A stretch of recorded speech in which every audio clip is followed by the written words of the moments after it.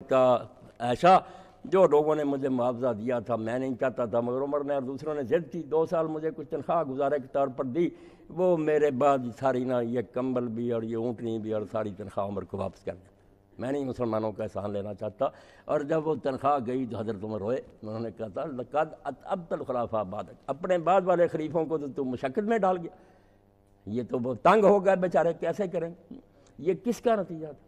اینٹیں بھٹے میں پکی ہوئی تھیں، ایسے ہی نہیں تھی کچا کوئی بیٹھ گیا آئین کو پامال کرنے والا قرآن کو ٹھٹھے کے، اس سے کیا توقع ہو سکتی؟ یہ کوئی آسان بات؟ تخت پر بیٹھ کر فقیر بن، در عمارت فقر را افزوداند، ہم تو سلمان در مدائن بوداند۔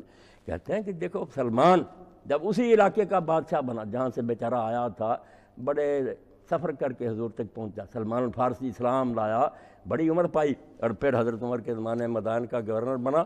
تو جب گئے اپنے عہدے پر، کوئی دستہ ساتھ نہیں تھا، کوئی اہتمام نہیں تھا، کوئی جھنڈا نہیں تھا، پیدل جا رہے تھے۔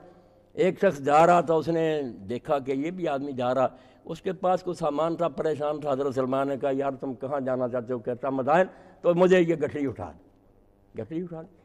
جب مدائن پہنچے لوگوں نے پہچانا، بھاگے آئے، یہ رسول اللہ کا صحابی حضرت سلمان الخیر آ گئے۔ وہ مسافر پریشان ہوا، اس نے کہا یہ مجھ سے بڑی گستاخی ہوئی، یہ کون ہے؟ انہوں نے کہا یہ گورنر ہیں، حضور کے صحابی ہیں۔ تو حضرت سلمان نے کہا کہ بھائی پریشان ہونے کی بات نہیں، آپ کی مہربانی ہے کہ میں نے ویسے بھی آنا تھا، میں ایک بھائی کی خدمت، اللہ نے مجھے توفیق دی، آپ کی مہربانی۔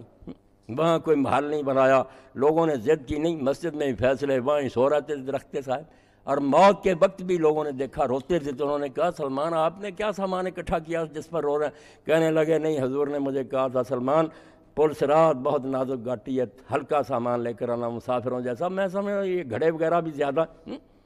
کہتے ہیں ہم تو سلمان در مدائن بودا، وہ فقیر جو تھے وہ سلمان کی طرح رہے، کوئی گورنری کا نہیں تھا اثر، مگر یہ پکا ہونے کا نتیجہ تھا۔ دیکھتے ہیں آپ نے، میں نے چند آیتیں پڑھی، بار بار اللہ کہتا ہے یہ جان کر رکھنا کہ اللہ جان رہا جو کچھ تم کر۔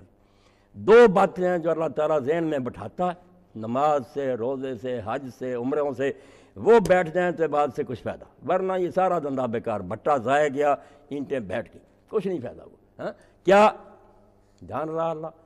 کوئی چیز تم چھپا نہیں سکتی، دل میں چھپاؤ، کوٹھڑیوں میں بند ہو کر کرو، اللہ فرماتا ہے واللہ یعلم ما تبدون وما تکتمون، جو ظاہر کرو گے وہ بھی جانے گا، جو تم چھپا کر رکھو گے نا ساری عمر وہ راز ڈسکلوز نہیں کہ وہ بھی جانتا، کیا چھپاؤ گے اس سے؟ اور دوسرا کہ اس کی پکڑ بڑی سخت ہے، کوئی پناہ نہیں کہ آدمی کہیں چھپ سکے۔ یہ علم اور قدرت، ان 2 صفات پر یقین آ جائے کہ جانتا ہے، جس نے عدالت کی کرسی پہ بیٹھنا اسے کوئی راز چھپا نہ، وہاں ہیلے بانے کیا کام آئیں گے، اور چھڑانے والا بھی کوئی نہیں، تو وہ غالب ہے، واللہ عزیز ذو انتقام، اس سے بھی کوئی اوپر ہے جو اس پر دباؤ ڈال سکے؟ کوئی نہیں ڈال سکتا۔